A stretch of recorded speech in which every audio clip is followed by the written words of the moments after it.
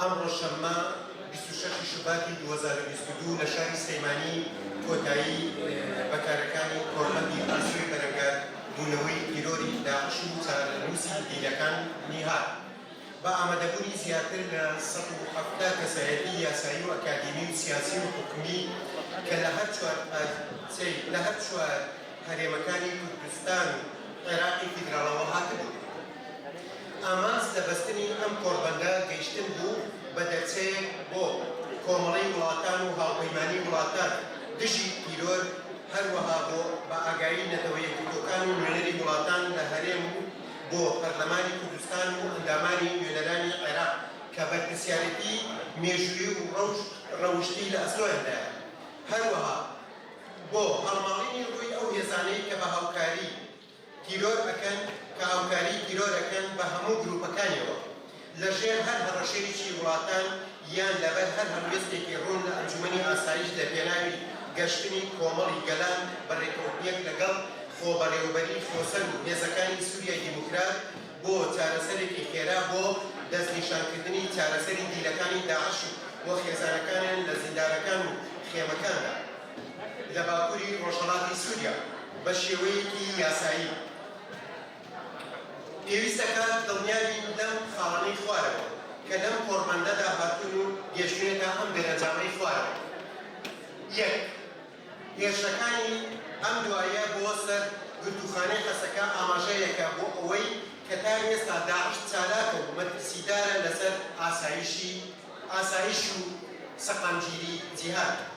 دوو، پێویستە بە بەردەوامی پشتیوانی نێودەوڵەتی هەبێت بۆ ئەوەی ژێرخانی ئەو گرتوخانانە بە پێی پێوەری جیهانیەکان دروست بکرێت بۆ ئەوەی ئەم ڕووداوانەی گرتوخانەی خەسەکە دووبارە نەبێتەوە.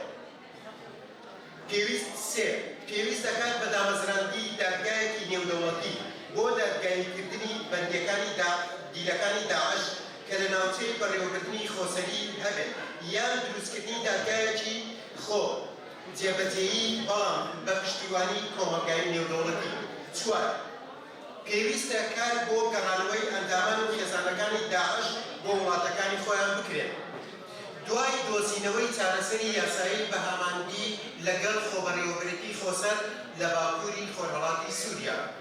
پێنج، ڕەچاوکردنی دۆخی ئابووری لە ناوچەکانی خۆسەری و بەخشینی ئەو ناوچانە لە سزاکانی یاسای قەیسەر لەبەر ئەوەی شانەنستۆکانی داعش سوود لەم ئەنجامە دەبین و زیاتریش گەشە دەکەن.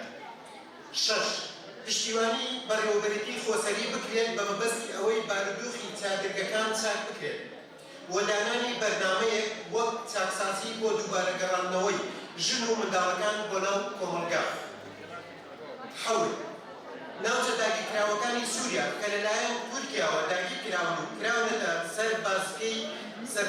سەربازی بۆ ڕاهێنانی داعش و قاعیدا پێویستە لەسەر کۆمەلگای نێودەوڵەتی و هێزی وڵاتان لە ناوچەکەدا فشار بخەنە سەر دەوڵەتی تورکیا بۆ ئەوەی ئەو ناوچانە جێبهێڵێت و کە بووە بەلانکیەکی ئارام بۆ ئەو هێزە تیرۆریستیانە. هەشت، تورکیا سوودی لە کارتی داعش بینیوە بۆ تێکدان و ئاڵۆزکردنی ناوچەکە لە سووریا بەگشتی و لە باکووری خۆرهەڵاتی سووریا بە تایبەتی بۆیە هەڵوێستی بەرپەرزدانەوەی نێودەوڵەتی گرینگە. نۆ، تیرۆر لە ناوچەکەدا لەسەر بوونی ناکۆکی و دووبەرێکی کە پێویستی بە چەمکردنەوەی هەوڵەکان هەیە بۆ ڕوبەڕووبوونەوە و لێکۆڵینەوەی چارەسەری سیاسی هەیە کە پێویستە بە گفتوگۆی نێوان لایەنە سووریەکان هەیە بۆ دۆزینەوەی چارەسەری گرفتەکان.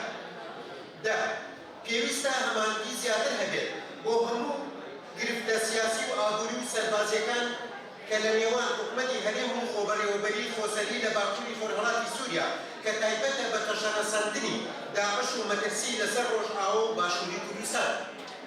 یانزە، پێویستە دۆخی شەنگال لەبەرچاو بگیرێت و پاڵپشتی ئاسایشی بکرێت بۆ ئەوەی دانیشتوانەکەی بگەڕێتەوە زێدی خۆیان دوای ئەو کارەساتەی کە بەسەر یێزیدیەکان داهات و قەرەبوویان بکرێتەوە لە ڕووی مادی و معنەویەوە.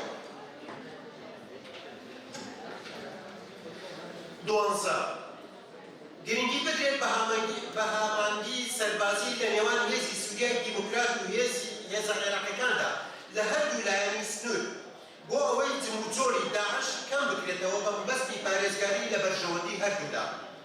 سیانزە، پێویستە فشار زیاتر بکرێت لەسەر کۆمەلگای نێودەوڵەتی بۆ کردنەوەی ڕێڕەوی تەرکۆچەر و ڕەگیعە بۆ ڕێخۆشیکردن لە بەردەم کاری بازرگانی بۆ چارەسەرکردنی ئەو کێشە مرۆیانەی کە لە ناوچەکەدا هاتووە.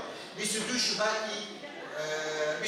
سوباتی ساڵی 2022. زۆر سپاس دووبارە هاتنتان بەدەست دەرەکەنین. سپاس بخەتەکان.